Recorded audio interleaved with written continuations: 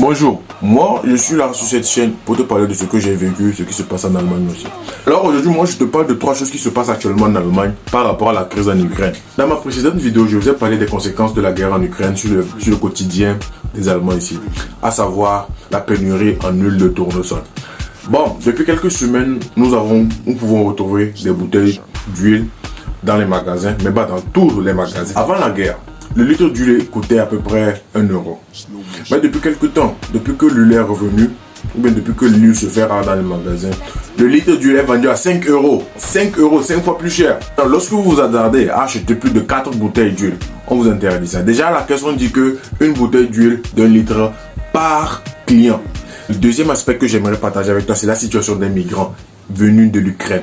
Vous et moi, nous savons que l'Ukraine ne fait pas partie de l'Union européenne. Du coup, pour entrer dans l'espace de l'Union européenne, on a besoin d'un visa Schengen. Mais en tant que migrant, que font les Allemands pour accueillir les migrants? D'abord, partout il y a les drapeaux de l'Ukraine.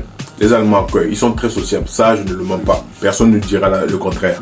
Pour les ressortissants de l'Ukraine qui ont fui la guerre pour entrer en Allemagne, ils sont d'abord bien accueillis dans les centres de migrants. Ils circulent normalement sans avoir besoin d'acheter une carte. Parce que l'autre fois, j'ai vécu ça moi-même avec mes yeux. J'étais dans le train, le contrôleur est passé, moi j'ai présenté mon ticket de train. Il y avait une dame avec ses 2 enfants qui étaient ukrainiens. Du coup, ils n'avaient pas de ticket de carte, mais ils ont juste montré le passeport ukrainien et puis on les a laissés passer. Comme ça. Donc, ils ont fui la guerre en Ukraine pour venir en Allemagne. Parce qu'ils sont ukrainiens, ils n'ont pas besoin de titre de séjour, ni de visa, ni de titre de transport, c'est-à-dire le ticket de transport. Juste parce qu'ils sont ukrainiens. Est-ce que vous vous imaginez un Africain qui a fui la guerre dans son pays, qui a traversé la mer pour y arriver? Est-ce que vous avez une idée seulement du calvaire qu'on les fait vivre ici? Moi qui vous parle actuellement, moi-même je suis arrivé en Allemagne légalement.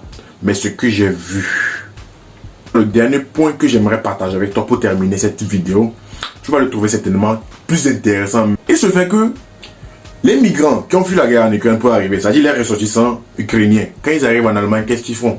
Ils ont le droit d'aller s'inscrire dans une université, c'est-à-dire étudier sans avoir eu le bac ou bien sans avoir eu de brevet auparavant. Pas besoin de remplir toutes les conditions requises pour pouvoir étudier. C'est-à-dire toi-même là, même si tu n'as pas eu le BPC, mais que tu avais la nationalité ukrainienne, tu viens en Allemagne, tu peux étudier, genre à l'université, sans remplir toutes les conditions. Pour des conditions en tant que ressortissant étranger pour pouvoir étudier en Allemagne. Je ferai une vidéo dessus pour vous donner tous les détails. Comment faire pour étudier en Allemagne en tant qu'étranger? Quelles sont les conditions à remplir? C'est tout pour cette vidéo. Alors si tu as aimé, n'hésite pas à me lâcher un pouce, partage avec tes amis. Surtout, n'oublie pas de t'abonner si tu as envie de recevoir plus d'informations, si tu as envie de savoir comment est-ce que la vie en Europe se vit. Qu'est-ce qui se passe vraiment en Europe que vous ne voyez pas dans les médias? Ce que nous-mêmes nous vivons. Il faut t'abonner.